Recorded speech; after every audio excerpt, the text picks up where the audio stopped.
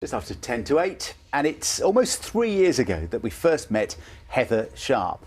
She and 11 other military wives were preparing to go on something of an adventure, heading to Chile for a challenge of a lifetime, climbing the world's highest active volcano.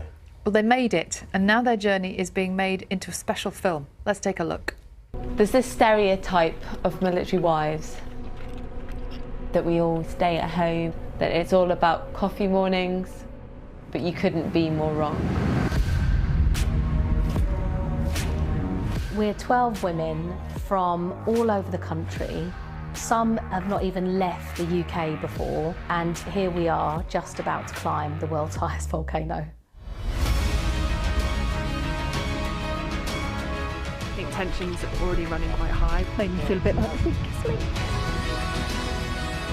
My brain felt like it was swelling and swelling and swelling, and it was going to pop out of my head. I'm never doing anything like this ever again. We're only concerned about each other. We're not concerned about what rank our husbands are. This is purely about us. I know I can do it.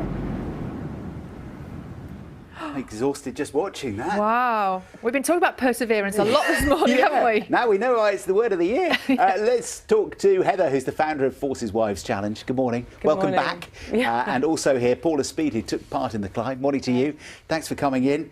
I love that clip where you were saying they think it's all coffee mornings and jumble sales. It really isn't, is it?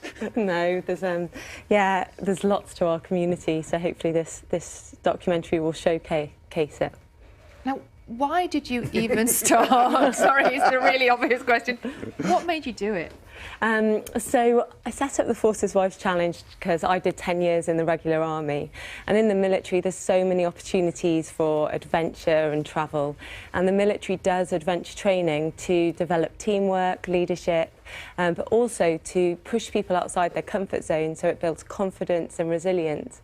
And when I left the armed forces and saw life on the other side of the fence as a military spouse, my eyes were open to the incredible sacrifices that military families give to enable their loved ones to serve. And I just thought, wouldn't it be great if we could provide opportunities to those that hold the fort at home to also have those experiences that I'd had in the military. Paula, what got you involved? I think that says it all. Yeah, the start of the year, before I kind of found out about this, I'd made a conscious decision that I was going to not say no to any opportunities that came up. Wow. Which has got me into a little bit of trouble. It has. You regret that now. Yeah. Yes. But it's not something that I'd ever have considered before if Heather hadn't come up with the idea, and it was just really a chance and once in a lifetime thing. That's interesting, isn't it? So you had a time of saying yes to stuff. Yes. Which changes everything, doesn't it? Oh, massively. Tell me that. So when you actually went to the volcano, we're seeing pictures of it now. Were there moments there where you like had a wobble and thought, what have I done? No, not so much. Well, maybe a few of us at the very start when you get on the plane and you think, this is a big adventure ahead of us. It's going to be a bit of a challenge. And it's too late to back out. Exactly. But we all really pulled together, and it was just a really supportive time. You had to come down, didn't you, before the end, sadly, before you got to the summit. I think we've got a clip of that moment, which is in the documentary. Let's just have a look and we'll have a chat with you. Well, I need you to stop. Let me go there. I'm sorry. But I know. Martha, Okay, let me go. Come on, Heather.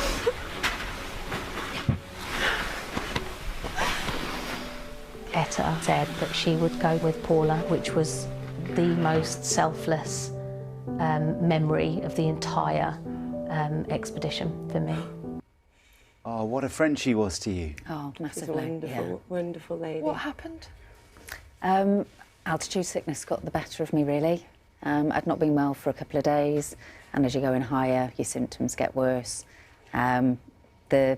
Katie was with us. She did a clinic every evening and made sure that everybody was okay. And it had got to a point where my oxygen levels were just too low, and the headache meant it was quite difficult to function. So they decided I had to go down, but I couldn't go down on my own. So that's what you saw there. They were starting to write names out. So they were just going to pull them out of a hat, and Etta stepped up and said, stop. Nobody else is going down. I'm going to go down. You need to let me go. Wow. So yeah, she came with me for the 6-hour drive down to sea level. And gutting for you not to get quite to the top, but you must focus on the fact that you got there at all, and that you were part of this amazing challenge, because you still did it. Yes. Yeah, we were just so proud of the girls that did manage to summit. You know, even though we'd come down, we were still cheering them on. Me and Etta were, you know, waiting for updates and just really rooting for them, because we knew how hard it was. And Heather, after you completed this challenge, what changed for the women who went? Did they change things in their lives because of what they'd been through? Well, I think that going away on something like that is really quite massive. And the reason why, like I said, the reason why the military do adventure training is to push people out of their comfort zone. And a lot of those girls some had never left the country. Most had never left their children before. And to go away for 3 weeks, leaving your family, we're always the ones at home while our partners go away. So I think, you know, for each and every person, there was a life-changing experience, really. And what's next? So in March next year, really excited, we're doing an expedition of remembrance. So we're taking the world's first ever all-female team to reenact the Heroes of Telemark, which is a World War II Special Forces mission across the Hardangervidda Plateau in Norway. So yeah, an absolute honour to be going on that expedition, and yeah, you know, playing. Be really. Are you going to go again, Paula? No. Now this is the year of saying no. I'll persuade It's time to let other people experience. I guess what that's it's rotating. like. Give other, you know, and I know you must be disappointed about not quite getting to the summit, but you know what? I think in a weird kind of way, the fact that you went through that sort of proves to the rest of us just how difficult it is. Yeah. It kind of reminds all of us what a challenge it was for everybody. Yeah. Thank you so much for coming in and talking to us about that incredible, incredible experience. Thank you. Thank you.